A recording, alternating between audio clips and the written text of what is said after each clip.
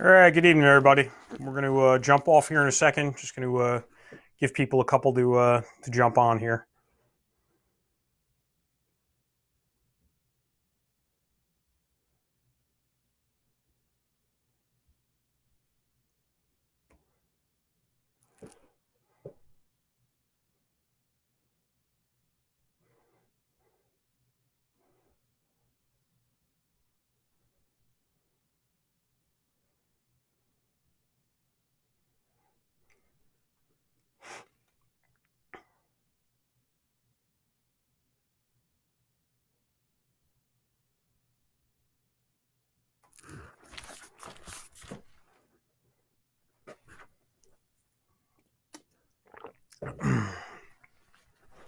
Hey, D, how are you? All right, everybody. We're gonna go ahead and jump off, understanding that we're gonna have people coming and going as we move along here. I'm gonna try to get the update information out of the way as quickly as I can, so we have more time kind of for the question and answer portion. Hopefully we get some good questions, get some good interaction tonight. It's one of the things that everybody's new reality. It really is noticeable. Is as an agency, we're so used to being out in the community, talking to everybody every day, and obviously that's a lot more difficult nowadays, and we're getting a lot less information exchange with the public. So, hoping this is going to work out well. Hoping the Wi-Fi holds up. Hoping all the things that involve a Facebook Live work out here for us. So you can go ahead if you have questions you want to queue up. You can go ahead and start queuing those up now.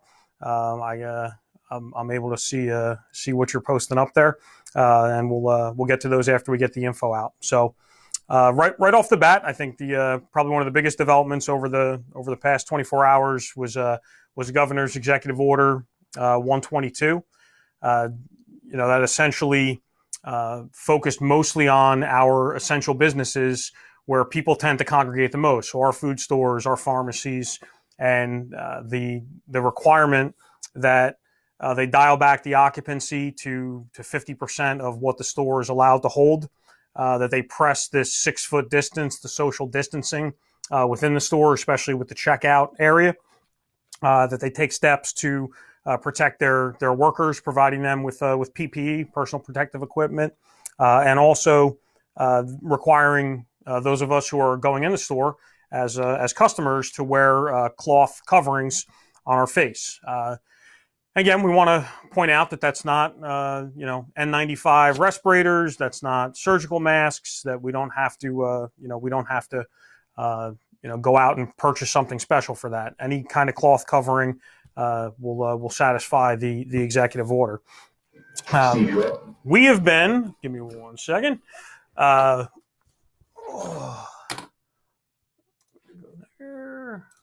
All right, we have been working with all the stores in town. We actually started early this week on Monday, approaching the larger stores in town, the busier stores in town, Acme, Wawa, Big Lots, and we started making the recommendation to them that they look to ask their customers to wear these cloth face coverings.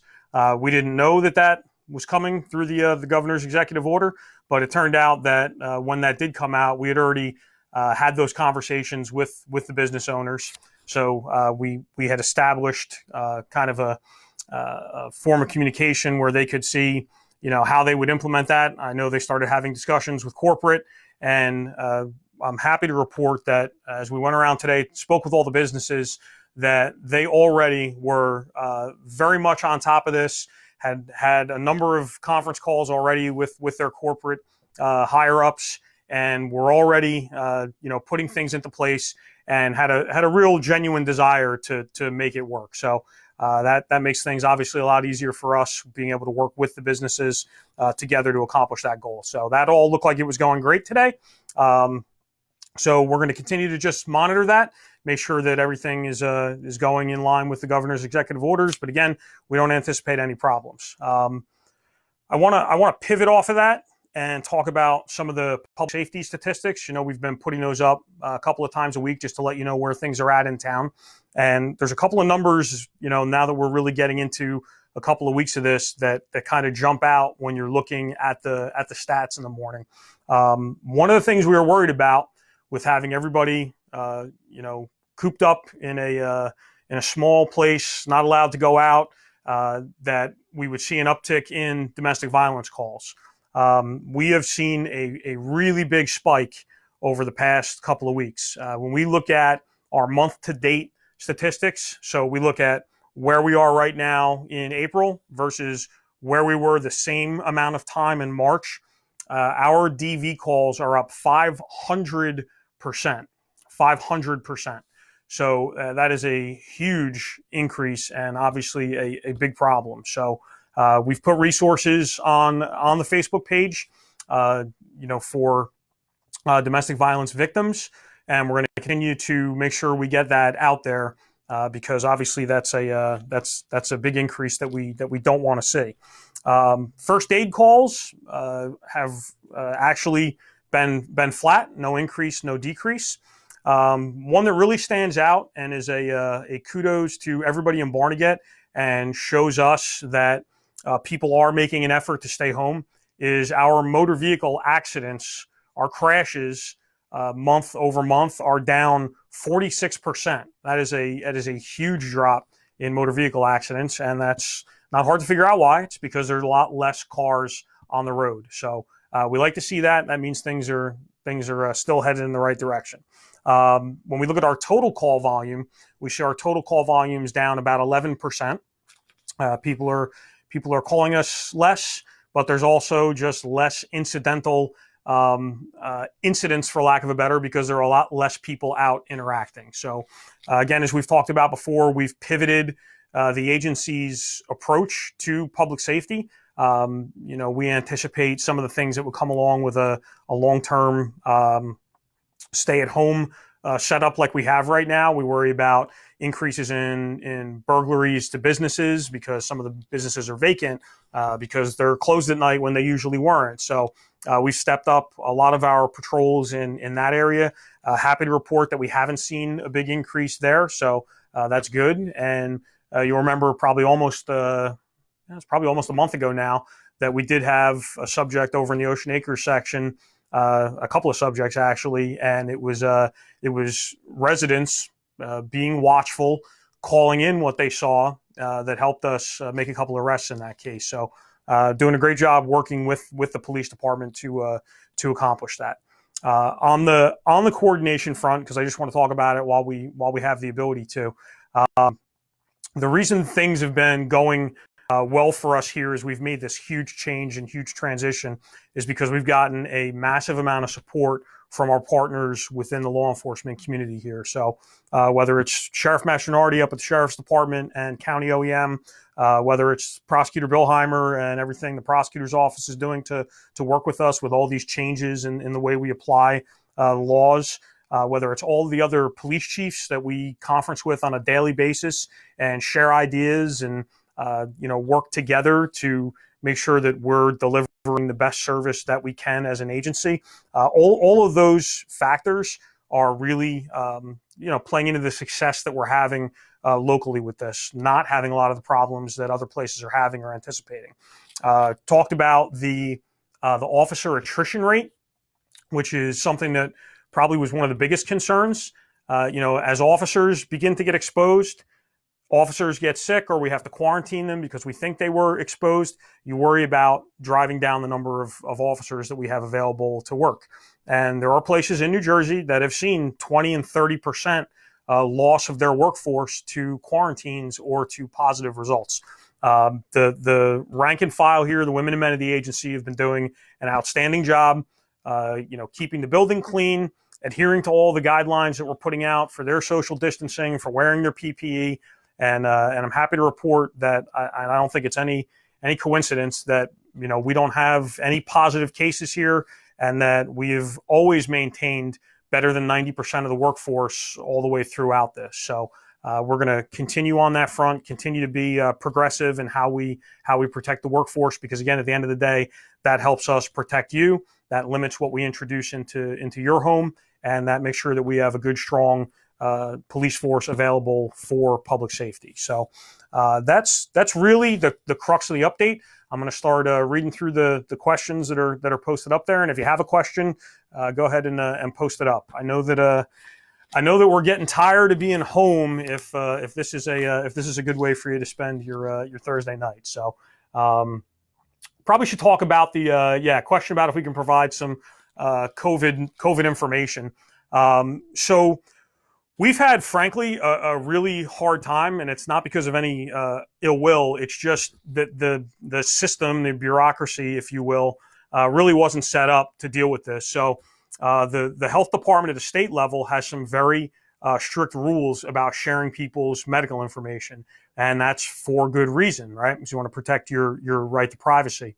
So that caused, essentially an issue where we were having trouble initially getting information on positive results in town. So one of the advantages to having the county network that we have here is we have Chief Busby down in Little Leg is the immediate past president of the State Chiefs Association. Chief Delane over in Stafford sits on the executive board of the State Chiefs right now.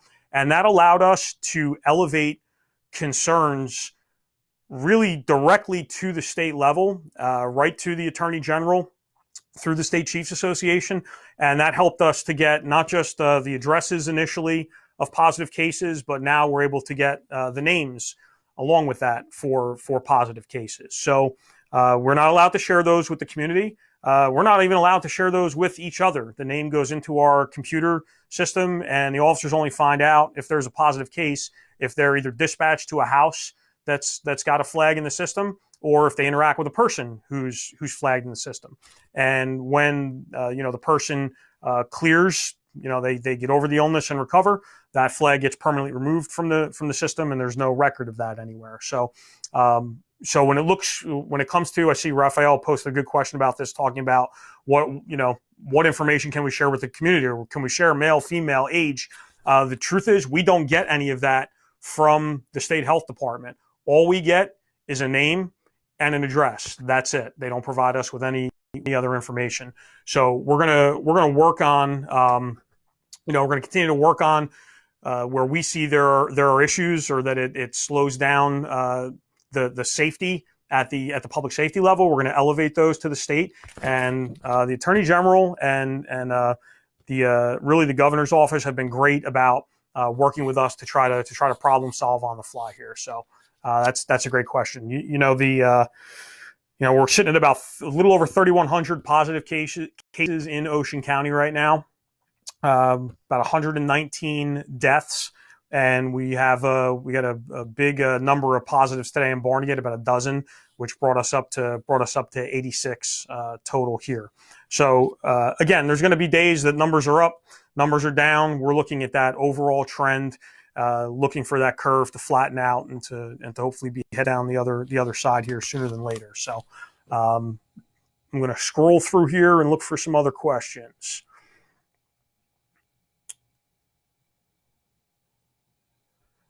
All right, Dolores, I see your question about landscapers and pavers and siding. I'll post that up on our Facebook page tonight. That is covered. And so everybody understands where we get that information from. The executive order comes out. Sometimes they're a little, I don't want to say they're vague. I just want to say they're not a 500-page document with a lot of details. So we have a daily 9:15 every morning. The command staff here is on essentially a conference call at the state level with the state police and state OEM. And there's a chat room there where we're able to post what they call RFIs, requests for information. So when we have these questions that come up, can the marinas be open? Can this be open? Is this considered essential? That's where we post those questions, and we get answers back pretty quickly. So that's how we continue to manage that every day. And while I'm discussing that, because I always thank the officers here, do a phenomenal job. I thank the people in town because you're doing a great job. Some of the people that get worked the hardest here are the command staff, the captain and two lieutenants, and I don't often give them enough credit. We're on day 32 of consecutive days of work and conference calls and managing this from a department perspective for the command staff. So that means, these 5 conference calls we do every single day. Those are being done on Saturday. They're being done on Sunday. Easter Sunday, we're all going to be on the state call at 9:15 in the morning. We're going to be on a county OEM call at 3 in the afternoon. The pandemic doesn't stop because of weekends or holidays. So just want to give that shout out and that thank you to the command staff here who's been working so hard to help manage this. So question about what can be done when there's gatherings of people and you call us multiple times. I've said this for years. You cannot call us too much. So if you see people gathering, please call us and report it. We will go handle it. If it happens again, call us again. You cannot call us too much. If you call us 10 times in a night, it's not too much. Every time we get a report, we respond, and we're being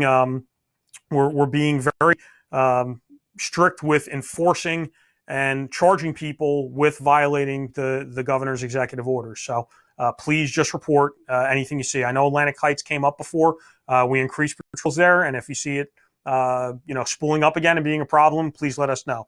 First Street Park had come up in the past, and we went and stepped up patrols there. Haven't had a complaint about that in probably about a week now. So you just have to keep letting us know. You just have to keep reporting it. All right, see about the basketball courts on Village, same thing. Just let us know. If it becomes a problem, we'll simply ask Public Works to go take the backstops down, and then we don't have to worry about it. So again, the most important thing, and I'm on Facebook all the time, just trying to stay on we've got some great Barnegat-centric sites in town. So I'm on all of them. I try to usually get caught up on those at night. So yes, if you post a concern on there, I might see it. I did with First Street Park. I did with Atlantic Heights, but I might not. So easiest way to do it is just hit us direct on our Facebook page, or just call the police department. Just hit us at 698-5000. Let's see. Yep, I see Atlantic Heights again. Yeah, so again, just keep calling. I always like to say, if the officers have to keep going back there over and over again, they get better and better in figuring out how to solve the problem. As I like to say, that the Constitution is alive and well in Barnegat. So yes, if people lie to us about what's going on and we don't have any other proof otherwise, we're not going to be kicking people's doors in to determine how many people they have in the house. But if we have a problem area, we have more than enough resources to look into that. And I'm definitely copying the references to Atlantic Heights, and we'll make sure that we get a good hard look at that. Are the statistics published at a website or Facebook? So I usually don't say too much about the health department statistics, because they're always changing, and they have a pretty good website. So if you go on either through Facebook or just a regular website for the Ocean County Health Department, they update their site daily with what the total positive cases are in Ocean County and in Barnegat. That's a good site to follow for that. Yeah, so families coming down from New York, families coming down to Long Beach Island. Again, right now, there's not a lot that we can do about that. Something that would limit that would have to come down from the state level, would have to come down from the governor's office. I know that they've seen more of an issue with it over on Long Beach Island than we really have here. So again, in those daily calls that we have with the state, any of these issues we're seeing crop up, we're making sure to report those so that the state knows where the problems are throughout. So the short answer to your question is no, we can't stop people from coming into town because they don't live here.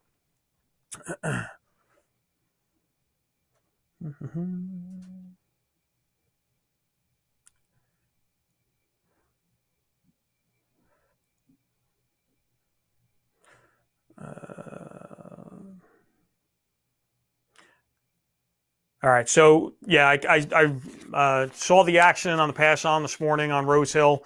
Had a car that struck a couple of vehicles and then crashed into a garage of a residence. Tracking on the concern is there, and yes, we will absolutely give that some due attention.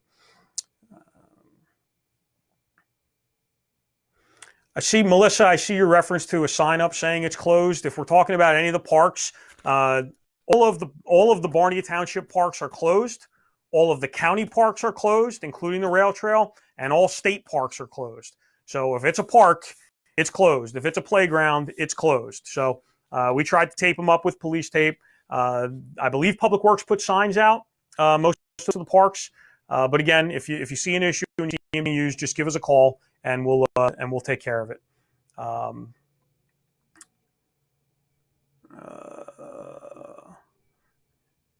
Yep, seeing the repeat offenders in Atlantic Heights. So I'm getting the message loud and clear on Atlantic Heights. We'll be on that tonight. If you're having a party in Atlantic Heights tonight, it's probably not a good night.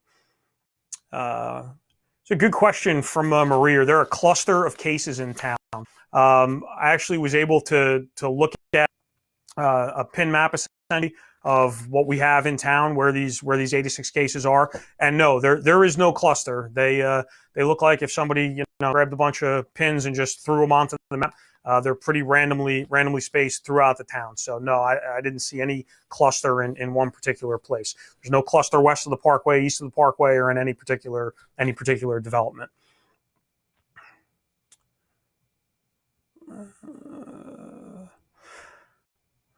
Michelle, I see your comment about McDonald's. We'll have somebody follow up on that tomorrow. That's easy.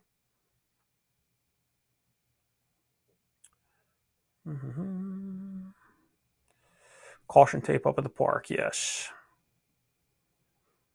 All right, tracking on the basketball every day, Katie. We'll definitely take care of that.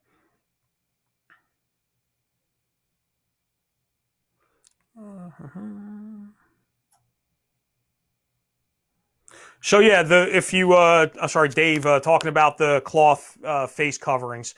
The way the executive order reads is if someone doesn't have a mask, the business is supposed to not allow them in. They're supposed to provide an exception if there's someone who either for a medical reason can't wear a face covering, or somebody who just simply doesn't have one and they need something essential like medication, if it's a pharmacy, or food.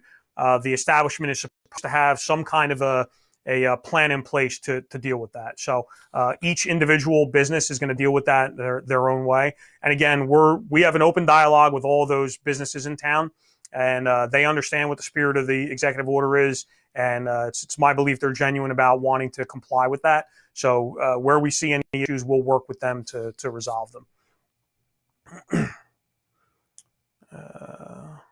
Can we get Brandy? Can we get the bunny run in our town? So here's the thing. Here's the thing about the kid parades and the birthday parades and the school teacher parades and the Easter bunny. And I'm kind of the Grinch on this. So we're working so hard to get out the message that we want people to stay home, right? The quicker we kind of get past this peak, the quicker we can go back to our lives and get out of the house. And one of the things that we don't want to do as an agency is send mixed messages. So, if we say, hey, everybody really needs to stay home. We really want you to stay home. The goal is to stay home.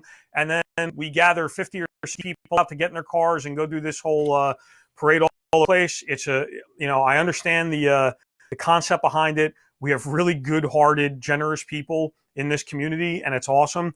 But as the police department, we want to make sure that we're consistent in our message. And, for us, the message is, the better we are as a community at staying home, the quicker this will be over and we can go back about our lives.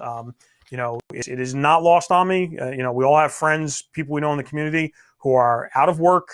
Our kids not being able to, go to school, seniors worried about graduating. We've certainly had all of our lives upended by this. And the quicker that we can get that over, obviously, the better. So as an agency, we don't want to do anything that sends the message that gathering up in any way outside is a good thing. Going out and driving around, you may be in the car by yourself, but at some point you're going to go get gas. You're going to be exchanging credit cards. You're going to be within 6 feet of the gas attendant. It's just, we just don't want to be supporting something like that. So if the town decides to do it, that's great. That's up to them. But the police department's not gonna participate in that or endorse it. Um, I know. Give me all the I'm a bad man messages. Um, what can we do about people not wearing masks? Listen, we've all been around this life thing for a while. We know that most of the people are out there are good people and do the right thing, and we know that there's always going to be that percentage that don't want to do that. And I'm always cognizant of this as a cop. This country is built on not really being excited about authority. So as Americans, we have a default position that we don't like to be told what to do, and we sure don't like to be told by the government what to do. So I think there's an acceptance that there's going to be a certain percentage of non-compliance, and very early on in this, when we were doing the planning for this as an agency, one of the phrases that came up over and over again when we looked at some of the solutions that we would have to pursue is that a lot of times with this, there are no good solutions. There's only the least worst solution. So, in this case, asking people to wear the face coverings, knowing that we're probably going to get 70, 80% compliance with that, well, that solves 70 to 80% of our problems. So, for us, that's a good thing. So, short of that, no, we're not going to be charging people because they're not wearing a mask or a facial covering. And again, it's going to be up to those businesses if they want to refuse people access if they don't have them, because that's their right as the business to do that. So uh, the Bay Beach closed. Eileen with the $1 million question about the only thing left in town that is not closed is the Bay Beach. I say that as a cautionary tale because what is inevitably going to happen is, as the weather gets nicer, a bunch of people are going to go pile into the Bay Beach. It's going to present an issue for social distancing, and then my recommendation to the committee at that point would be to close that. Again, it's not my decision; it's ultimately up to them. But if it's a place that's causing any kind of a gathering, then we're gonna go ahead and recommend that it be closed. That's what ended up happening with the dock. Nice day. A bunch of people down there, and you got 40 or 50 people in a relatively confined space up on the boardwalk on the dock, and that resulted in the recommendation to close it. So the answer to your question is the beach closed? No. The first day that there's a bunch of people on the beach, will there be a recommendation to close it? Probably, yeah. Yes. Can you fish in Ocean Acres Lake? That is a good question for Stafford. I do not know the answer to that, but I am happy to look into it. The question, Mike, I see your question about Meadow Edge and launching kayaks. I know they were doing it from there. I am not sure. I would think that because Meadow Edge is considered a recreation facility and we closed all recreation facilities, that's going to no. You can launch from the boat launch at the dock, but I do not think you will be able to launch from Meadow Edge. But I will find out and circle back on that. Pancoast Road, Christine, thank you for that information. We will definitely take a look at that. All right, Brianna, copy on Atlantic Heights.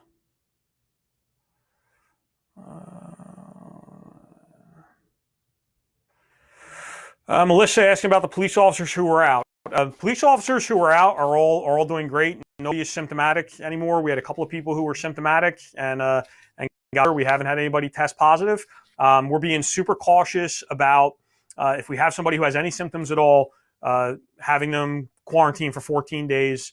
Again, the ultimate goal, protecting the workforce, and we certainly don't send them out into the community as a public safety professional, then interacting with people and possibly spreading something. So the officers who are out are good. We only have one officer right now who's on quarantine, and that's because a family member who's in the house has tested positive. So that's unfortunately what we think is going to continue to happen more and more. We think we're really on top of the problem of community spread within the building, and they're working the officers with full PPE.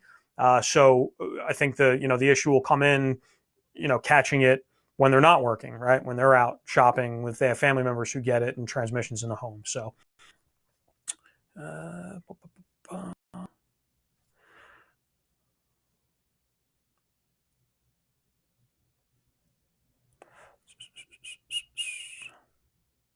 One person agrees with me for no parades. All right.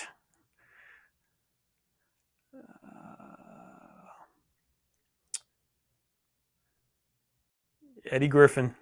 Can the Easter Bunny go on a fire truck like Santa does? Yep. Like I was saying, that's going to be up to the town ultimately. My position on it's not going to change. Um,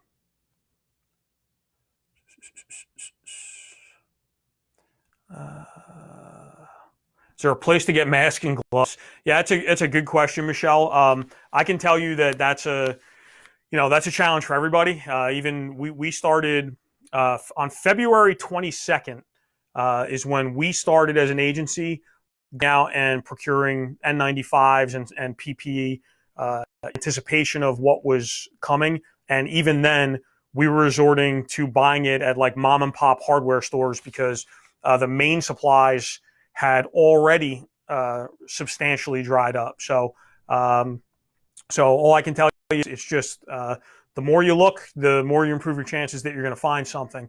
I know that there's vendors that we saw that were out for weeks, and then just on a random check to see if they had something that they had just gotten a stock in. So there is no good answer to that, and that's a problem that we're having across all the industries, not just on the public space as law enforcement, but obviously the healthcare industry as well.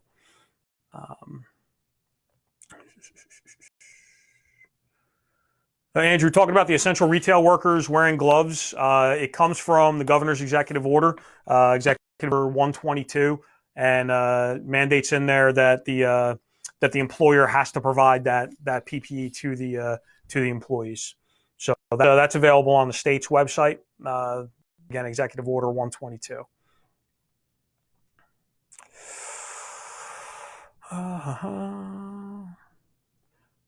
Yeah, Julie, I see the comment about where there's some masks around. Remember, we don't want people buying up surgical masks and N95s because that's what the healthcare professionals need. It's already in short supply, and first responders. So there's plenty of data out there on what the face coverings do to help limit this. Again, it's the face covering is not meant to replace a respirator and guarantee you that you're not going to. It's a cut down on that transmission. If you're an asymptomatic carrier, that in a conversation that you're having when you're exhaling and you're sending out some particles, that some of that is being trapped in that face covering. So again, it's not 100%, but I'll take trapping 30% of it over trapping 0% of it. So how many officers are on the force? 50.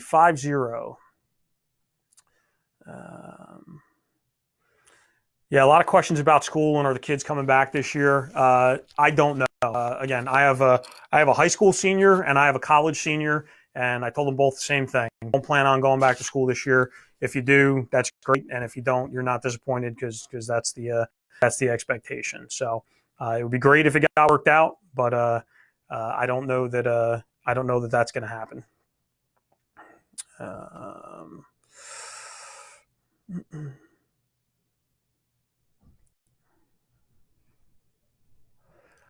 Sasha, if you go on a walk around town, do you need a face covering or do you need a mask? The recommendation from the CDC is that if you're out, you have a face covering on.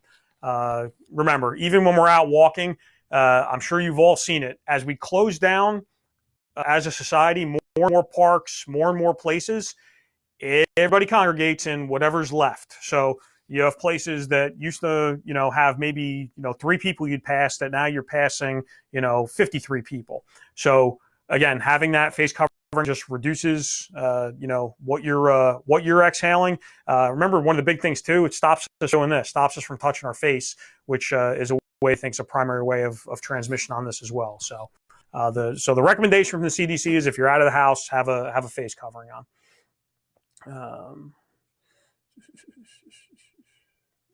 Okay. Yes, the rail trail is absolutely closed. All the county parks are closed, and the rail trail is part of that. So they're closed. Are you a runner? Should you be wearing a mask? Yep. Anybody who's out should be wearing a face covering. Let's see. Yeah, Deb, I get what you're saying. Certainly not anything we can do on the public safety front, but yeah, it would be great for seniors. They had an opportunity to have a senior trip, to have a prom, to have all that stuff. As I reminded my own kids, you know, uh, my parents, their generation was having their senior trip to Vietnam. So every generation has their different challenges that they have to face, and this is a mess, and certainly is gonna have an impact. But in the grand scheme of things, right now, keeping everybody safe and trying to get through this as quickly as we can.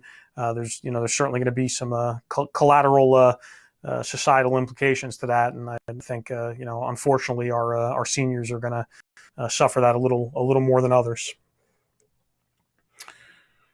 All right, we'll give her a minute here to see if we get any more questions up on here. We'll run over my list and see if I missed anything. While we're in a second, the thank yous out to the community too. Really want to thank the so much of a good positive vibe is coming out of our teachers and our school district. Just the way they're managing this. We'll talk about a paradigm shift on the fly, and just all the effort they're putting in to trying to make this as normal as they can. Kids, it's great to see, and I think that's one of the big positives that's been coming out of this community in the past month. So thank you for that. And again, we keep harping on it on our Facebook page for all the healthcare workers in town who are really the ones on the front lines of this thing. Thank you to you for everything that you're doing, and the battle that you're waging in a couple of weeks, and for a couple of weeks still to come.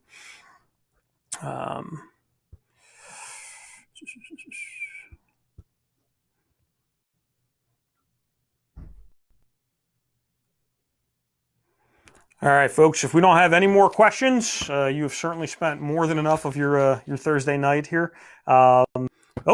See a couple popping up. Yep. We'll run back through the list of comments. So anything I missed on it's delayed sometimes popping up on here. Anything I missed, any of that information we sent out to you, we'll go ahead and get out to you. Everybody have a good, safe weekend, and we'll swing back on Monday with a new update. All right. Everybody have a great weekend. Stay safe. Thank you.